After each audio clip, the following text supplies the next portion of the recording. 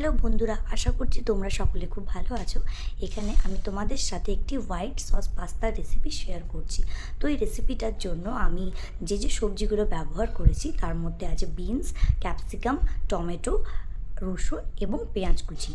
এবং পাস্তাটাকে আগে থেকেই বয়েলড করে আমি রেখেছিলাম। পাস্তা বয়েলডের টাইমে আমি কিছুটা লবণ এবং তেল অ্যাড করেছিলাম। এরপরে কড়াইটা গরম হয়ে আসলে আমি তাতে পরিমাণ মতো তেল এবং বাটার অ্যাড করেছিলাম। তেল আর বাটার একসাথে গরম হয়ে আসলে তার মধ্যে আমি আগে থেকেই কুচি করে রাখা পেঁয়াজগুলোকে ছেড়ে দিলাম। সমস্ত পেঁয়াজ অ্যাড করার পরে ভালোভাবে নাড়ানাড়ি করে যখন পেঁয়াজটা অলমোস্ট ফ্রাই হয়ে গেছিলো, হালকা একটা পিঙ্কিশ কালার চলে আসবে, ঠিক সেই মোমেন্টেই তোমরা আগের থেকে কুচি করে রাখা সমস্ত সবজি, বিনস, ক্যাপসিকাম, টমেটো এগুলো একে একে অ্যাড করে দিও।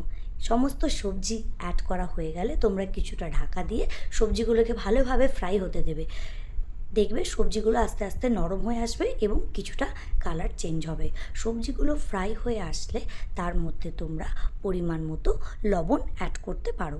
এখানে আমি অল্প লবণ দিয়েছি, যতটুকু পরিমাণ সবজিগুলো ফ্রাই হওয়ার জন্য লাগে। পরে আমি আরও লবণ অ্যাড করব। তো এইখানে যখন সমস্ত সবজি ফ্রাই হয়ে যাবে ভালোভাবে, তখন তোমরা এটিকে আলাদা একটি কন্টেনারে তুলে রাখতে পারো। সমস্ত সবজি আলাদা একটি কন্টেনারে তুলে রাখার পরে তোমরা কড়াইতে আবার কিছুটা পরিমাণ তেল এবং তার সাথে আরও একটু পরিমাণ বাটার অ্যাড করলে, তেল আর বাটার একসাথে ফ্রাই হয়ে আসলে তার মধ্যে তোমরা রসুন কুচিগুলোকে দিয়ে দিলে। ভালোভাবে রসুন কুচিগুলো তেলের সাথে নাড়াচাড়া করার পরে যখন দেখবে রসুনগুলো ফ্রাই হয়ে এসছে এবং হালকা লাল কালারের হয়ে গেছে, তখন তোমরা তার মধ্যে পরিমাণ মতো ময়দা অ্যাড করো। আমি এখানে 4 to 5 টেবিল স্পুন ময়দা অ্যাড করেছি, তোমরা তোমাদের পরিমাণ মতো করে নিও। ময়দাটি অ্যাড করার পরে আমি কিছুটা দুধ এখানে অ্যাড করলাম, এটাও তোমরা তোমাদের পরিমাণ মতো অ্যাড করে নিও। দুধ আর ময়দা একসাথে গ্রেভি টাইপের হয়ে আসলে আমি এখানে এক স্লাইস চিজ অ্যাড করলাম। আমি চিজটা মোটামুটি ঠিকঠাক পরিমাণেই দিয়েছিলাম, তোমরা তোমাদের পরিমাণ মতো অ্যাড করে নিও।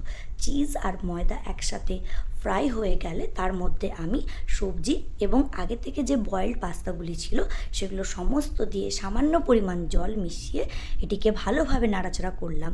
এবং যখন অলমোস্ট এটা ফ্রাই হয়ে গেছিলো তার মধ্যে আমি কিছুটা চিলি ফ্লেক্স এবং অরিগ্যানো অ্যাড করেছিলাম।